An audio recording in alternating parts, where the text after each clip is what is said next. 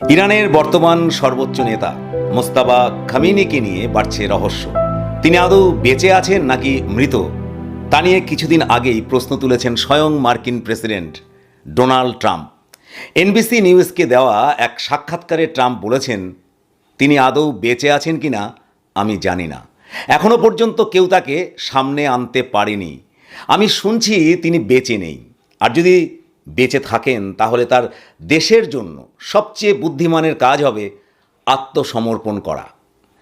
তা Iran versus Israel ও যুক্তরাষ্ট্রের চলমান এই সংঘাতের মধ্যেই ট্রাম্পের এই মন্তব্য বেশ বড়সড় একটা জল্পনা কিন্তু তৈরি করেছিল। কারণ দায়িত্ব নেওয়ার পর থেকে মোস্তাফা খামেনি তাকে কিন্তু এখনও জনসমক্ষে দেখাই যায়নি। তবে পরে বিভিন্ন সংবাদ সূত্রে জানা গেছে যে বেঁচে আছেন ইরানের শীর্ষ নেতা মোস্তাফা খামেনি। তবে তিনি সম্ভবত গুরুতর আহত, তাকে নিশ্ছিদ্র নিরাপত্তা বেষ্টনীর মধ্যে রাখা হয়েছে। তার যোগাযোগ ব্যবস্থাও কঠোরভাবে গোপনীয়তার সঙ্গে সীমাবদ্ধ করা হয়েছে। বলা বাহুল্য, এ প্রসঙ্গে ভারতের গোয়েন্দা সূত্র পরিষ্কার জানিয়েছে যে মোস্তাফা খামেনির যাবতীয় নির্দেশ বাইরে পৌঁছে দিতে মধ্যস্থতার ভূমিকা পালন করছে ইরানের আইআরজিসির বিপ্লবী রক্ষী বাহিনীরা। তবে এই প্রশ্নটাও উঠছে যে মোস্তাফার এই আড়ালে থাকাটা কি শুধু নিরাপত্তার জন্য, নাকি তার শারীরিক আঘাত এতটাই গুরুতর যে তাকে জনসমক্ষে আনলে ইরানি জনগণের মনোবল ভেঙে পড়বে, এরকম কোনো সম্ভাবনা আছে? তবে এই সময় যুদ্ধের এই জটিল পরিস্থিতির মধ্যে হয়তো সবচেয়ে উল্লেখযোগ্য খবর এটাই যে মার্কিন প্রেসিডেন্ট ডোনাল্ড ট্রাম্প তিনি সরাসরি মোস্তাফা খামেনি এবং আইআরজিসির 9 জন শীর্ষ কর্মকর্তা সম্পর্কে তথ্যের জন্য সম্প্রতি $10 মিলিয়ন পুরস্কার ঘোষণা করেছেন, যা ভারতীয় টাকায় প্রায় 92.5 কোটি টাকা। ভাবুন একবার, 92.5 কোটি টাকা ডোনাল্ড ট্রাম্প ঘোষণা করেছেন ইরানের শীর্ষ কর্মকর্তাদের ধরার জন্য। আন্তর্জাতিক রাজনীতিতে কোনো সার্বভৌম রাষ্ট্রের নেতা বা নেতাদের বিরুদ্ধে এ ধরনের পুরস্কার ঘোষণা অত্যন্ত বিরল এবং বিতর্কিত। তাছাড়া এখানে মনে রাখা দরকার যে ট্রাম্প এই পুরস্কার ঘোষণার সময় একটি শব্দবন্ধ ব্যবহার করেছেন। তিনি বলেছেন তিনি এই নগদ মূল্যের পুরস্কার দিতে চান অ্যাজ রিওয়ার্ডস ফর জাস্টিস হিসাবে। বলা বাহুল্য, এই যে শব্দবন্ধ রিওয়ার্ডস ফর জাস্টিস, এই প্রক্রিয়ায়, এই শব্দবন্ধের মাধ্যমে এই পুরস্কার প্রদান এই প্রক্রিয়া কিন্তু মার্কিন যুক্তরাষ্ট্রে প্রচলিত আছে কেবলমাত্র আন্তর্জাতিক অপরাধীদের ক্ষেত্রে। অতীতে ওসামা বিন লাদেন বা আল জাওয়াহিরির মতো যে আন্তর্জাতিক সন্ত্রাসী ছিলেন যারা, এই সমস্ত সন্ত্রাসীদের ক্ষেত্রে কিন্তু এই কথাটা ব্যবহৃত হয়েছে। অর্থাৎ এটা পরিষ্কার যে এই পুরস্কার ঘোষণার মাধ্যমে ট্রাম্পের প্রশাসন ইরানের বর্তমান নেতৃত্বকে কোনো বৈধ সরকার হিসাবে নয়, বরং একটি অপরাধী গোষ্ঠী হিসাবে বিশ্বের সামনে তুলে ধরতে চাইছে। এটা একদমই পরিষ্কার। তবে ডোনাল্ড ট্রাম্পের এই অপ্রত্যাশিত পদক্ষেপে একটা গুরুতর প্রশ্ন কিন্তু উঠে আসছে। ট্রাম্পের এই $10 মিলিয়ন কি কেবল ইরানের নতুন নেতা মোস্তাফা খামেনির অবস্থানের খবর পাওয়ার জন্য, নাকি এটা আমেরিকার গোয়েন্দাদের ব্যর্থতার একটা স্বীকারোক্তি? আমেরিকা তো দাবি করে তাদের কাছে নাকি এমন এআই, এমন স্যাটেলাইট প্রযুক্তি আছে যা দিয়ে নাকি মাটির নিচে মানুষের হৃদস্পন্দনও নাকি তারা মাপতে পারে। তাহলে $10 মিলিয়ন সাহায্য কেন লাগছে সাহায্য? এটা কি তবে পেন্টাগনের গোয়েন্দাদের ব্যর্থতার প্রমাণ নয়? এটা ঘটনা যে 28 ফেব্রুয়ারিতে আয়াতুল্লাহ খামেনিকে হত্যার পর থেকে মোস্তাফা খামেনি তিনি যেন কর্পূরের মতো বাতাসে মিশে গেছেন। এটা ঘটনা, তাকে কোথাও দেখা যায়নি। আমেরিকার এই হাইটেক ড্রোন, আমেরিকার সিগন্যাল ইন্টেলিজেন্স কোনো কিছুই কিন্তু এই মোস্তাফা খামেনিকে ট্রেস করতে পারেনি। তবে কি ইরানের অফলাইন যোগাযোগ যে ব্যবস্থা, তার কাছে কি হার স্বীকার করলেন ডোনাল্ড ট্রাম্প? ট্রাম্পের এই অর্থমূল্য ঘোষণা আসলে পরোক্ষভাবে এটাই প্রমাণ করছে যে তেহরানের বুকে কি ঘটতে চলেছে তার কোনো সঠিক হদিশ সিআইএর কাছে আজ পর্যন্ত নেই। যাই হোক, এখন প্রশ্ন হলো কেন ট্রাম্পের এই পুরস্কার ঘোষণা? বিশেষজ্ঞরা বলছেন এর পিছনে ট্রাম্পের 4টি গভীর চাল আছে। 1, বিশ্বাসঘাতকতার বীজ বপন। ইরান বর্তমানে চরম অস্থিরতার মধ্যে দিয়ে যাচ্ছে। ট্রাম্প চাইছেন অর্থের প্রলোভন দেখিয়ে প্রশাসনের নিচু স্তরের কর্মকর্তাদের মধ্যে বিশ্বাসঘাতকতার বীজ বপন করতে। 2, প্রতিরক্ষা ব্যবস্থায় ফাটল। আইআরজিসির নিশ্ছিদ্র নিরাপত্তা ভেদ করা মার্কিন ড্রোনের পক্ষে সম্ভব নয় বলে এই পুরস্কারের মাধ্যমে ট্রাম্প প্রতিরক্ষা বাহিনীর ভিতরে অবিশ্বাসের পরিবেশ তৈরি করতে চেয়েছেন। ইরানের প্রতিরক্ষা ব্যবস্থায় বড়সড় একটা ফাটল ধরানোই তার মূল উদ্দেশ্য।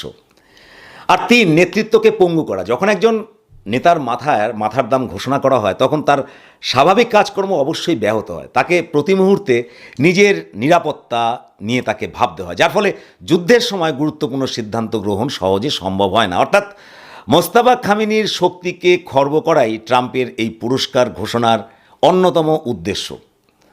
4, নিজের দেশে রাজনৈতিক ইমেজ রক্ষা করা। অনেকে বলছেন যে এই পুরস্কার মূল্য ঘোষণার মাধ্যমে আমেরিকার সাধারণ মানুষকে ট্রাম্প বোঝাতে চাইছেন যুদ্ধক্ষেত্রে যাই ঘটুক না কেন পরিস্থিতি এখনও তার নিয়ন্ত্রণে। সুতরাং এটা ট্রাম্পের একটা পলিটিক্যাল স্টান্ট ছাড়া আর কিছুই নয়। আর 5, অভ্যন্তরীণ দ্বন্দ্ব। এটা খুব ইন্টারেস্টিং পয়েন্ট। আপনারা জানেন যে ইরানে বিপ্লবের মাধ্যমেই রাজতন্ত্রের অবসান ঘটেছিল। 1979-তে বিপ্লব হয়েছিল রাজতন্ত্রের বিরুদ্ধে।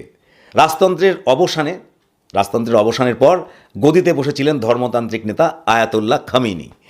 এখন আবার সেই খামেনির ছেলেই মোস্তাফা খামেনি ইরানের সর্বোচ্চ পদে আসীন।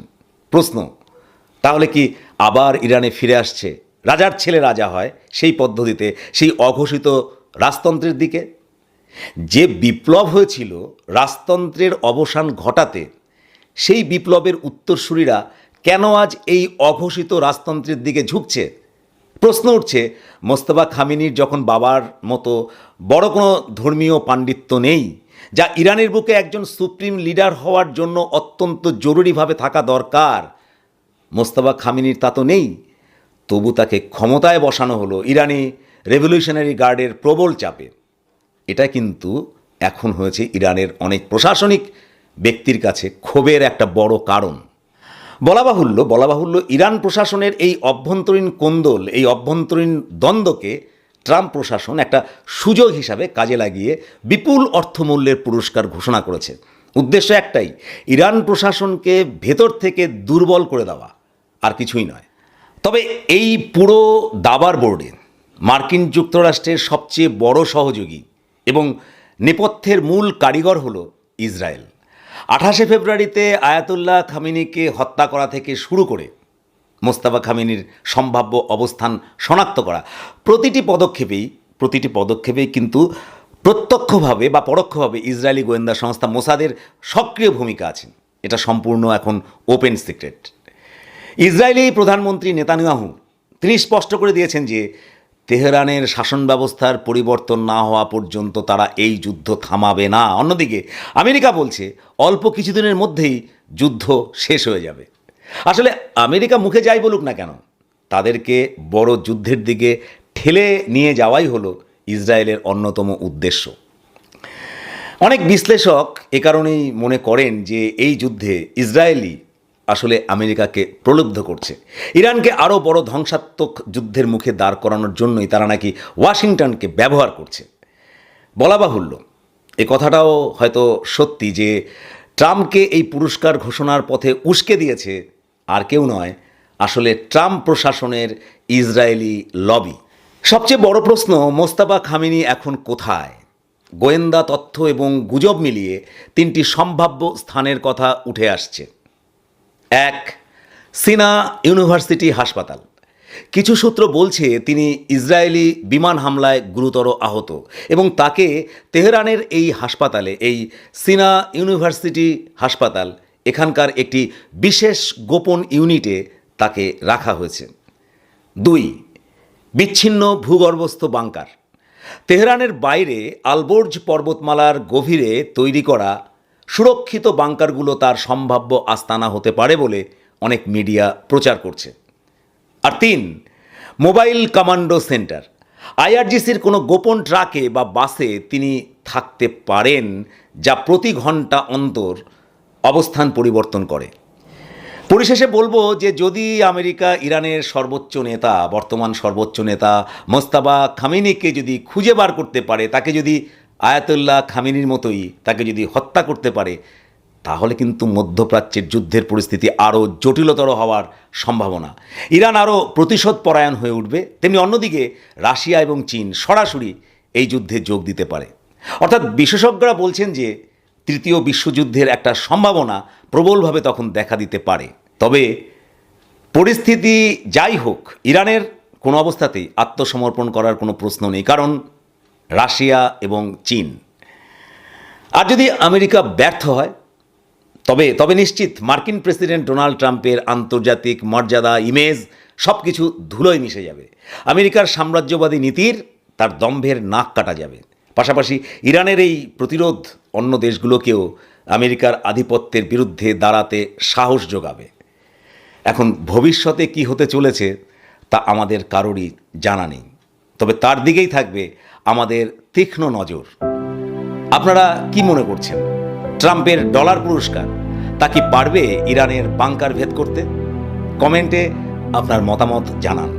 আজ এই পর্যন্ত, দেখা হবে নতুন কোনো এইরকমই নলেজেবল ভিডিওতে। ভালো থাকুন। নমস্কার।